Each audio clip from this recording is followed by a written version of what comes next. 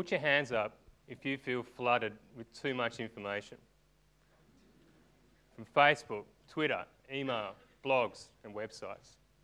There's so much information in the world right now. How do you find what really matters? This problem is the foundation of everything we do at Filter Squad. And I'm going to show you some examples of how we solve that problem right now. In the world of music alone, there's 15 million songs and 3 million artists. How do you find the music you like? We built Discover Music to help you find new music. And in the world of apps, there's 500,000 apps on the App Store. How do you find the apps you like? We built Discover Apps to help you find new apps. These apps went #1 around the world in all territories like the US, Australia, Canada, Japan, and across Europe. We've been featured heavily by Apple. We've been featured in the Wall Street Journal, in TechCrunch, in Mashable. And we've now done more than 1 million downloads.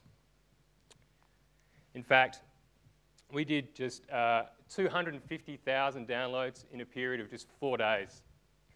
And that's without spending a cent on marketing. And this is possible because the market is so huge. There are more than 200 million iOS devices in the world right now. And we're reaching just less than 1%. The potential for growth is huge. So it takes a team to do this. Before Filter Squad, I was a marine biologist for the federal government. And before that, I was a musician. I promoted one of my own records into the UK top 40 charts using social media for a total spend of $282. Stuart Hall, my co-founder, is the brilliant engineer. Before Filter Squad, he had 3 #1 apps. Matt McFarlane, you can see up there in the middle, he's an Australian VC. He's a director and investor in Filter Squad. Darcy Laycock, he's one of 6 people in the world right now who's been awarded the title of Ruby Hero in 2011. For Ruby on Rails, mind-blowing excellence. Thomas Napuz, he's based in Europe, but he's so good we had to have him. He's got a PhD in computer science and graph theory, and before that he worked at Last.fm. Now, our team is nothing without collaboration, and partnerships are fundamental to everything we do. There's a company in the US, in Boston, called the Echo Nest, and they're critical to what we do. We couldn't do it without them, and they're just one of many, many partners. We have relationships with Spotify, with YouTube, with Amazon, with NTT.Docomo, and Random House. Partnerships are fundamental to everything we do. So what about competition? What's going to happen if Google does this, or Yahoo, or Facebook? Well, 2 days after we released Discover Apps, Yahoo released their own app search and discovery service. How are we going to compete with that?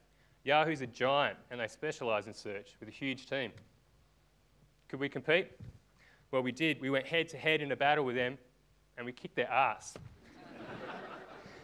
Their highest ranking was #5 in the US store in one country for an app search and discovery product. Ours went #1 in 17 countries, including the US, their own territory.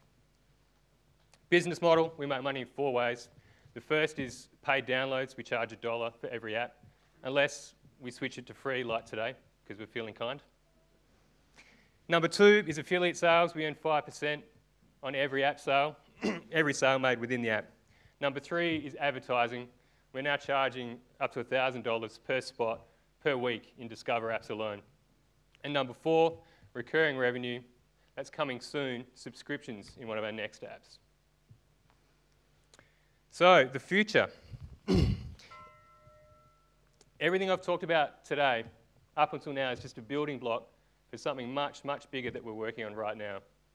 It's the world's first personalised music magazine, where we deliver highly personalised content to you based exactly on what you like. It's social, it's local, real-time, and it's made just for you. That's what we're working on right now. We think that's going to be incredible, and we can't wait to show it to you too. Thank you. We're Filter Squad.